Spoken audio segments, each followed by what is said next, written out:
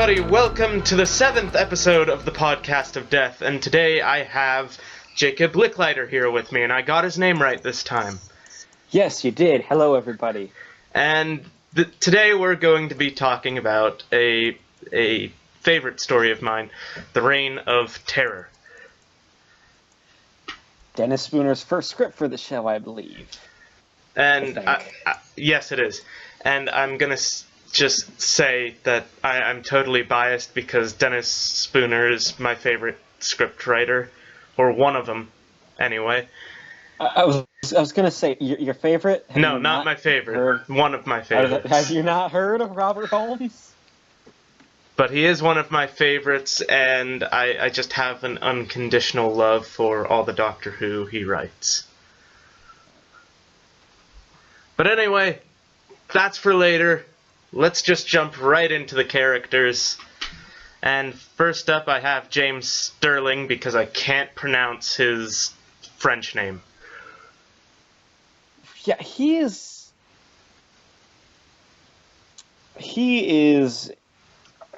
It's an interesting idea, because this story is trying its hardest to be historically accurate, but then fails on so many levels, especially near the end. For people who don't know about it, he's an English agent pretending to be a nobleman in France.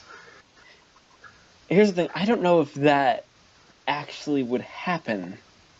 Like, I don't think so. I mean, he's a good character, he does what he does best, and he kind of gets an excuse for Ian to be put... He really just seems like an excuse for Ian to be put back into the plot after William Russell gets his vacation. Yeah, I can see that. I mean... He is very much a plot device, and a bunch of the story does center around him. Although, my first time watching this, I was actually surprised when the nobleman, whose name I can't pronounce, was actually James Sterling. Let me try to look it up just so we can actually get a pronunciation on the guy's name, because I can usually pronounce these tough names. I know how it's spelled, I just can't pronounce it.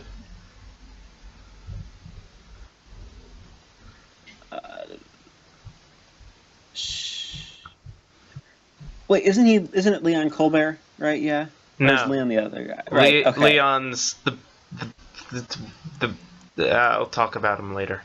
Leon's the big bad. Leon Colbert is played by the guy who played the war chief in the War Games. I just noticed that. Oh, really? Yeah. Really? Yeah. That's cool. That's cool. Oh, it's isn't he?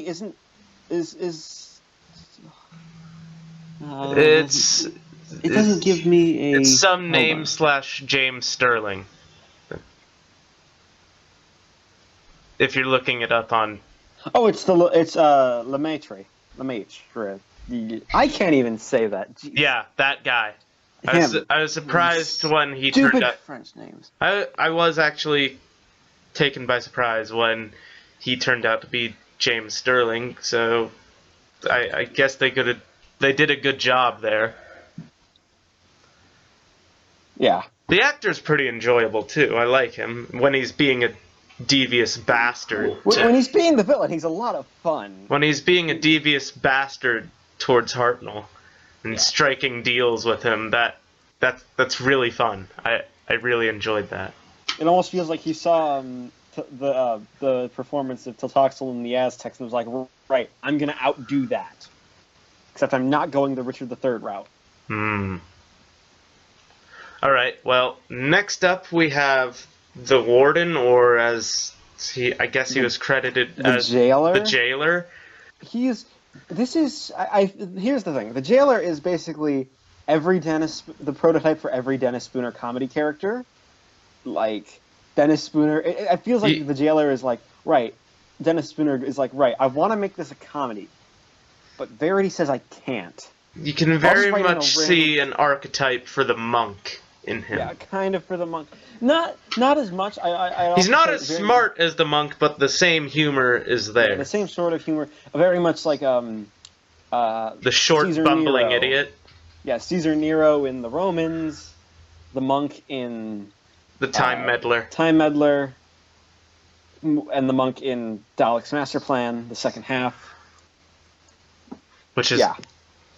And he's hilarious. Like, he's also kind of accurate. You kind of think to what jailers would be like, right? I'm an idiot. I'm just gonna suck up to my superiors, and in this time where everybody's equal, except some people are more equal than others. He's definitely a stock character, but that makes him for... He's very enjoyable for a stock character. He's very enjoyable for a stock character, particularly because you get this sense that Hartnell knows he's a stock character. Yeah, like... I think also Hartnell knows that he can, like, that he's just in it for himself, and is like, right, I'm gonna bully this guy around. Exactly.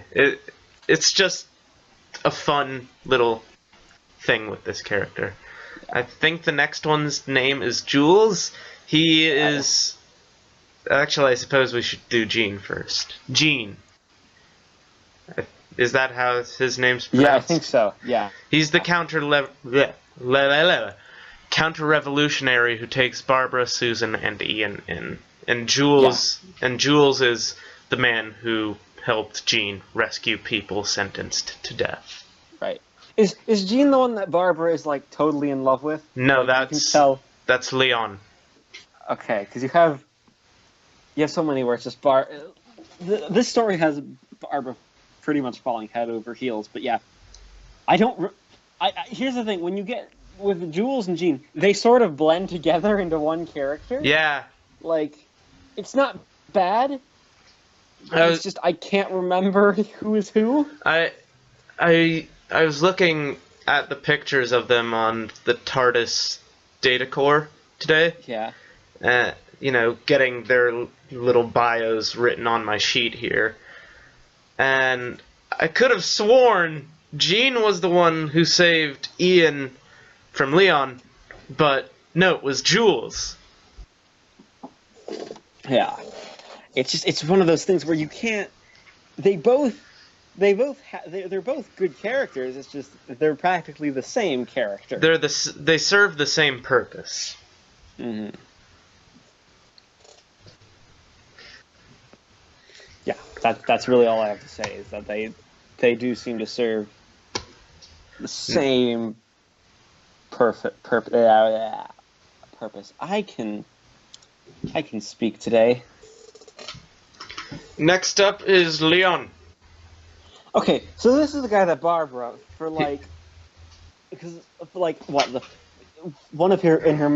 many stories, she just falls head over heels for him.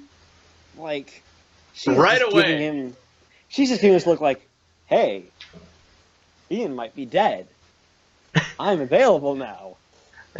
His little character description I wrote down is he is a revolutionary who infiltrated Gene and Jules' group, and he almost killed Ian. Yeah. I mean, that's really all he does. Like, I kind of wish episode 5 exists because the animation doesn't do the scene as much justice as it easily could. But like, it's a decent twist. It's really no. I think if we had the actual footage, it would be a really intense scene because with the animation, especially with this animation, the one for Reign of Terror, they've all sort of got the same look on their faces throughout. They do. So which is a big problem with the animation. So you don't get the faces that are required to sort of fully, I don't know. Especially with William Russell, like with William Russell's face, and I mean the entire production of this story has. Do you have the DVD for this? I don't have the DVD for this. Well, there's a good 20-minute documentary just documenting how the story was made, and it was a very, very interesting production.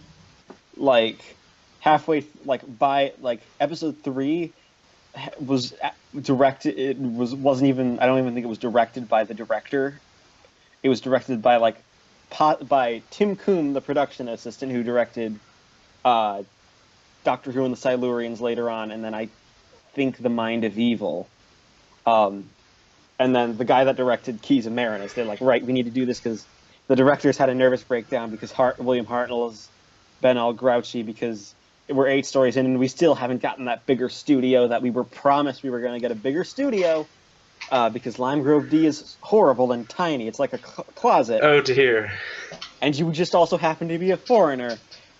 And Hartnell wasn't... He was very much a person of the time in many regards, yet not in other regards. It's weird. Only against... I don't know. He was racist when it was someone he didn't like. Because he got along... William Hartnell was weird. I do very much get the sense that he was an odd person. Not just from An Adventure in Space and Time. Yeah. I mean, it's weird because he didn't like this director who was initially from Hungary, but he worked very well with Morris Hussein by all accounts. Who was Did he have any reason why, or did he just naturally hate the person? I think the guy just got. I mean, Carol Ann Ford in the documentary says it's because Heinrich Hirsch was pretty much he wasn't very good at. He wasn't the best at directing. He was like he would be like, all right, make it more of this, more or less of that. Kind of like Nicholas Briggs. You know what? Kind of like Nick Briggs. Because sorry, Nick Briggs. No, yeah, sorry, Nick Briggs, but he told a story about him directing Peter Davison in audio, and Davison was just so fed up, and they never did another audio again, and this was, of course, at a panel with Davison and Briggs, so they sort of made up and said, yeah, we'd like to do an audio again. Together. Was this like that sounds hilarious because I also there's Carol Ann Ford tells a story of how the director was like, why are you crying, girl? And this is like, well, Susan's supposed to be in the prison. And it's like, oh my really? God. Like, I am acting. Yeah, he wasn't a very good director. Yeah, and Hartnell's already a grouchy guy. And Hartnell's already really overprotective of Carol Ann Ford. Hartnell's already a grouchy guy, and then you've got this new person who is shit at the job that the other guy was good at. I can see why he'd be pissed by that. Yeah. Eventually they made up, and Tim Coombe they split the. Also, I don't think the guy had ever done a television project in the style of Doctor Who. He'd only done sort of live television with one camera. So having to rehearse all of this was not good for him. So what's interesting is that you have then for the second half of the story, the directorial duties were split between Heinrich Hirsch, who came back, and then Tim Coombe. The director Hirsch, in the production of Episode 3, he passed out. He was like, screw it, I'm out. He passes out, and he had to be taken to the hospital. Wow. That's how bad it got. Okay, well, let's get back on track. We weren't really off track, but I'm going to bring it back to what my paper says. Okay. So, next character, this is our last character, is Robespierre, who is referred to as the Tyrant of France in this story. Again, a lot of it comes down to the animation for Part 4 not being the best. Because that's really the only time you see Robespierre, except the little bit at the end where he's cowering in fear because he got shot in the jaw. Which is actually a really awesome and gruesome It's a scene. good scene. It's a really great good scene. And I feel like Episode 4 he would have... you can tell through the actor's voice. It would have been even more awesome and gruesome if we had actually seen his emotions conveyed when he was initially talking to Hartnell. Yeah.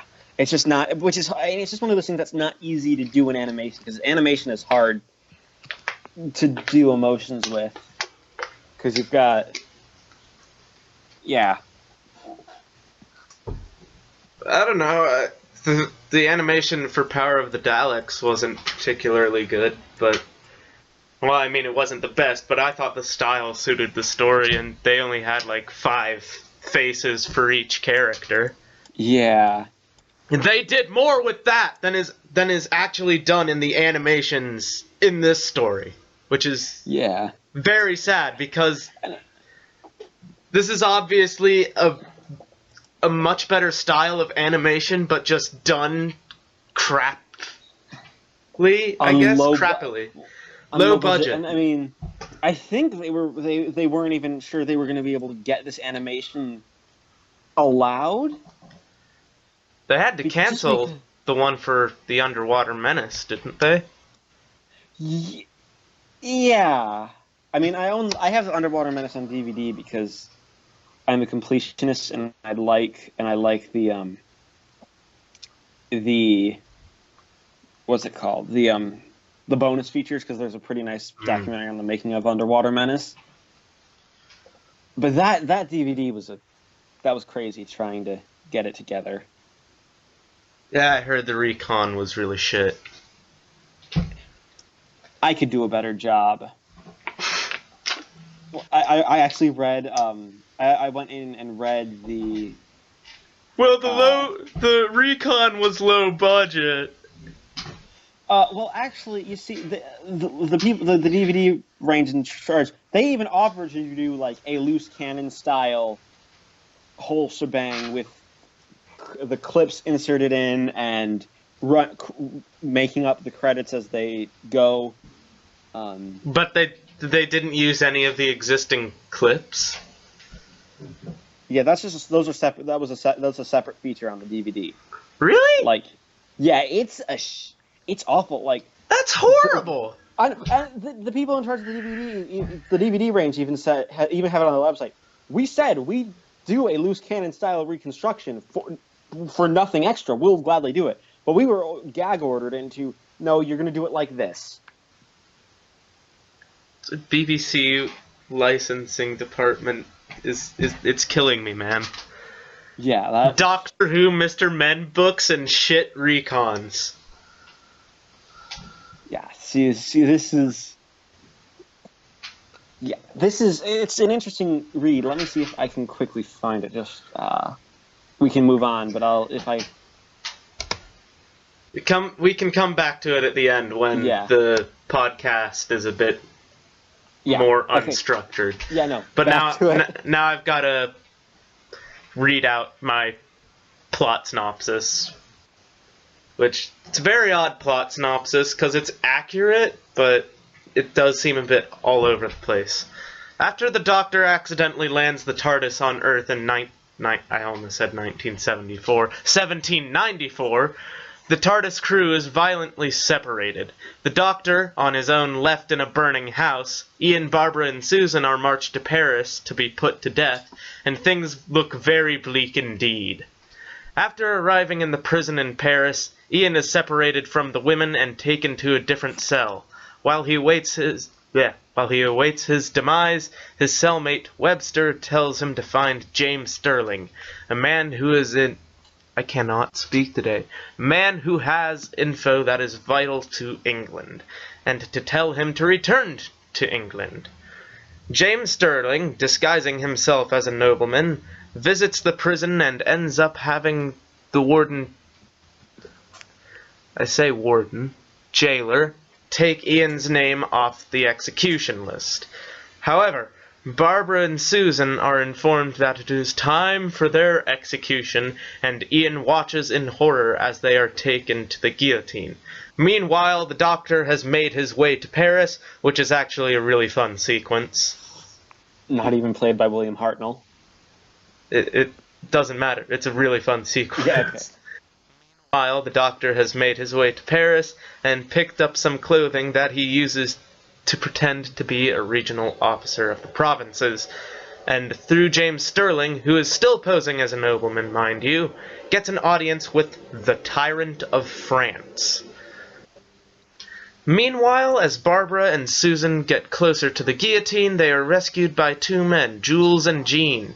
Ian also escapes and ends up with them through a man named Leon.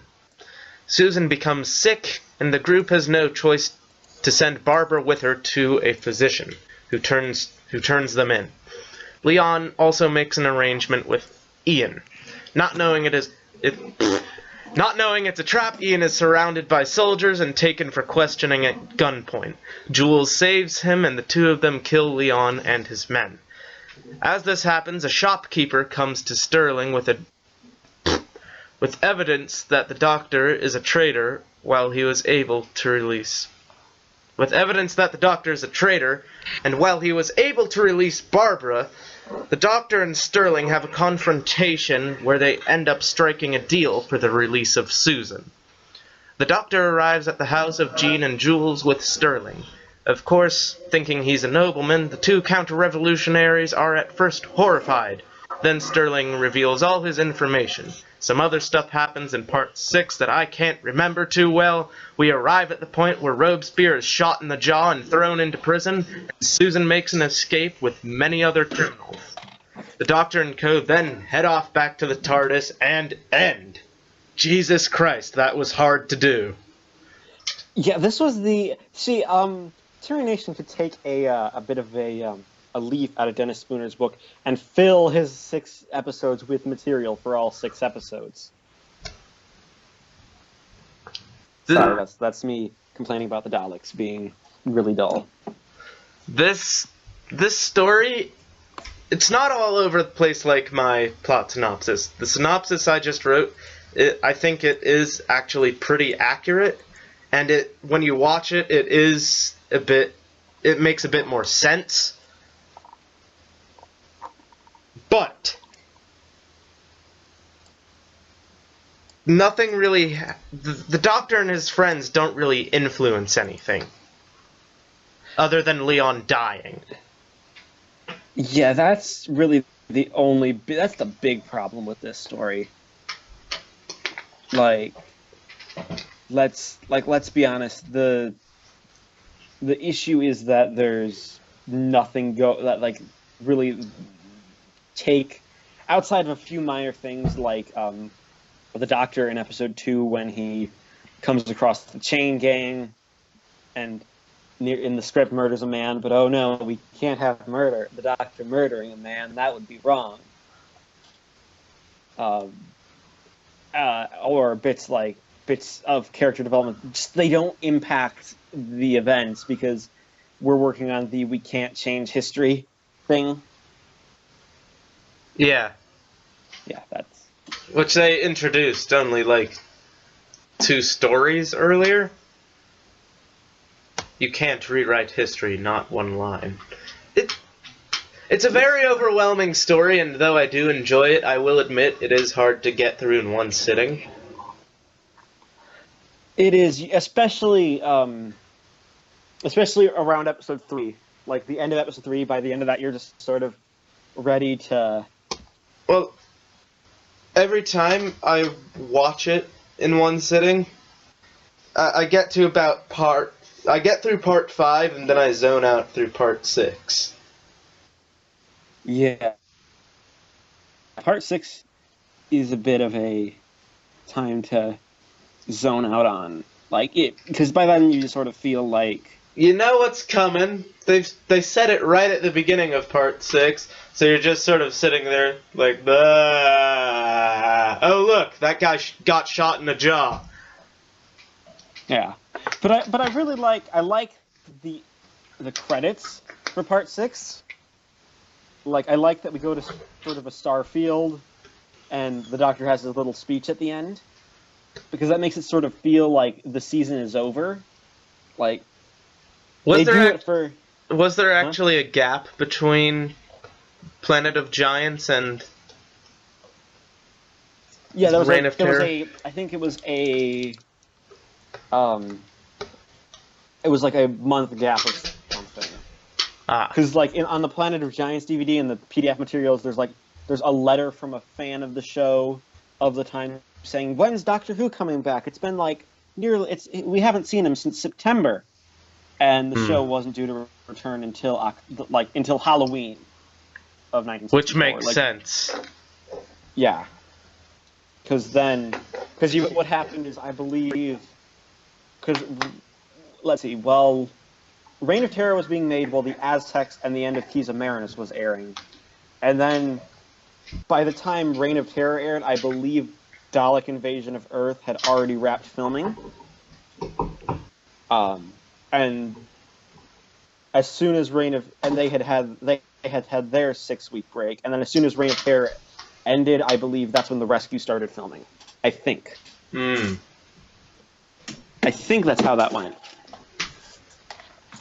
But yeah, I like the ending of these stories, the season finale stories in the very, very early Hartnell stuff too, because they do have a sort of Starfield ending, which doesn't end on a cliffhanger, which means basically the first part of our story is complete. It's a complete story, though it's obviously going to continue. Yeah, like I think that really works really well for the first 4 seasons, or even partially for season 5, and I'd only say that after, I'd say that they did a really good job of doing that, except up until like season 12. Like they got progressively worse and worse at ending a season. Like the first 2 seasons, you had these great Starfield endings, and then season 3, you have Ben and Polly, new companions, going off into the TARDIS. With a whole new. That is kind of a cliffhanger. It's like, tune in next season. Yeah. Same with season 4, season 4 ends with the final end that the Daleks are totally dead. Oh yeah, that's an epic ending. Yeah, that is like. Then I'd say probably season 5 on, you start getting the weird endings. Season 4, the finale of season 4, that is a pretty awesome ending. I'm not gonna lie. Yeah, that's a great ending. That's an awesome way to end it, and the season 5 premiere picks up literally seconds where season 4 ended. Left off. Yeah, and I think there was only because you had the first 6 seasons, which were the longest. There was. Yeah. This one, there was a longer break. There was a. Let me see. There was like a 3-month break in between. Yeah. So that's interesting to notice. But anyway, back to Reign of Terror. Reign of Terror. Yeah.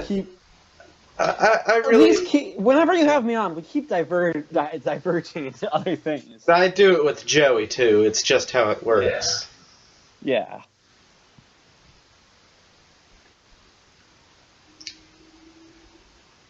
So back to Reign of Terror. Back to Reign of Terror.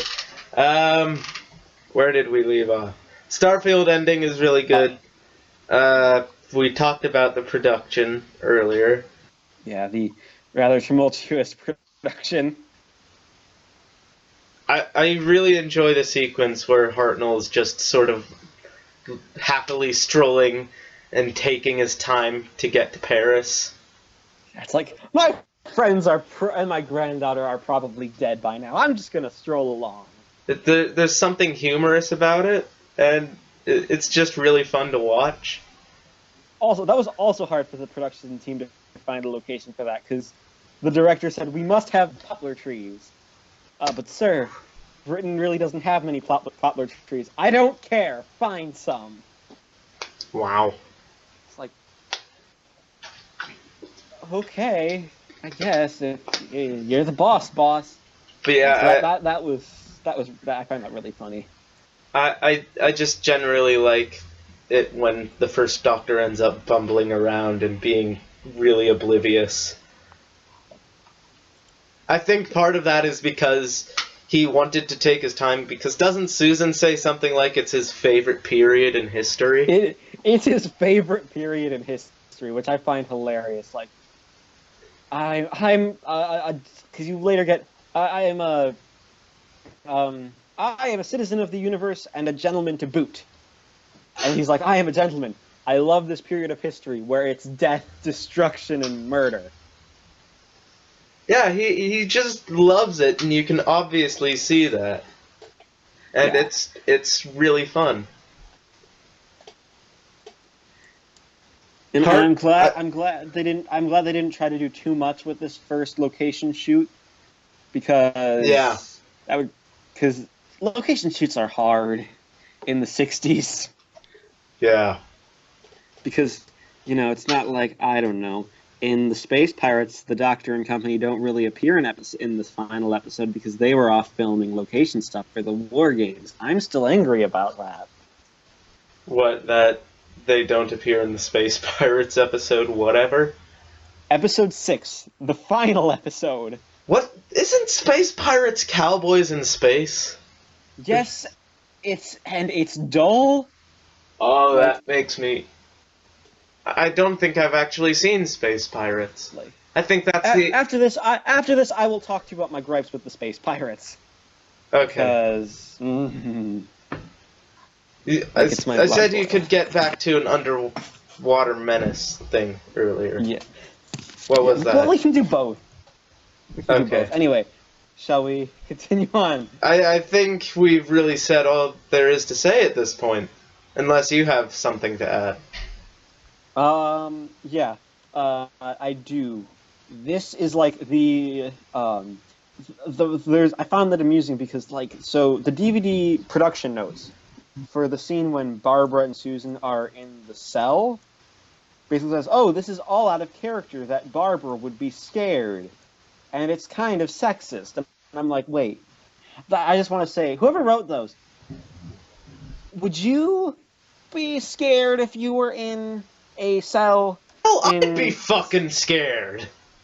Yeah, I'm a dude. I'd be scared. Like, it might not be as scary if you were of that time, but the fact that she's of 1963, 63, where and standards are higher, and she knows what happens to people who get in these prisons of this time. exactly. Yeah, like that. It's not sexism. It's very realistic. I was Also, actually apparently surprised Ian wasn't pissing his pants. Yeah. Because he Also, wasn't. He was just kind of like, yeah, whatever. Oh no, they're being taken really away! I mean, I think that's only because William Russell was on vacation. And it's like, right, I'm on vacation. I can't do much. We can't show too much of Ian because vacation. Hmm. Yeah. I get a feeling if there was a bit more of him, we would have seen a bit more of him pissing his pants. All right. Good water. Alright. We done here? I think that's a wrap. Yes, I think we're done here. I think we need to give... Are we going to score it or no? I don't usually score it on this podcast, but... I was going to try to... Okay, I was you know what? Let's score it. Let's just do it a one-time thing. Let's score it. Well, I give The Reign of Terror a 7.16 out of 10, as in a concurrence with my video, The Ultimate Doctor Who Marathon, number 8, I think. I think it was number 8. That's where I put Don't Reign you of have, Terror. like, 2 before the Reign of Terror between Marco Polo and the Keys of Marinus or some shit? I decided to put the audio stuff in at the end of season 1, I think. I was just trying to do a shameless plug. Come to my channel. Okay, yeah, go to his channel. I guess I'll rate it too. I give it... Some people might have a problem with this, but I'd give it an 8 out of 10. It's definitely not perfect, and it's not perfect by any means, but I really enjoy it, and again, it's by Dennis Spooner, so I have... Who is just a great writer. Let's be honest. The second half of Dalek's Master Plan would be nowhere near as good as it is without Dennis Spooner. Oh man, I love the second half of Dalek's Master Plan. In fact, it's probably my favorite half of Dalek's Master Plan. Yeah, like if you saw my video on it, like I gave outside of episode 7, because episode 7 was Feast of Stephen, so I gave that a 7 out of 10 because just how out of place and weird it was. The scores were straight 9s all the way through to episode 12, which got a 10. But yeah, Dennis Spooner, great writer, just amazing. I love him, and so I must have unconditional love for his work. It's like Stu Bagfull and Rob Shearman, except on a not as heavy level. But yeah, 8 out of 10. Yeah, okay. Go subscribe to Jacob Licklider. And Do it. I like subscribers. And because Dylan's not on here, and I can just say it without getting any repercussions. Don't forget to unsubscribe from the official Lord Slug YouTube channel. I'm Briarheart, and I guess I'll see you all next time, whenever that is. Yeah. Jesus Christ. You really this is almost as long as the Joey podcast.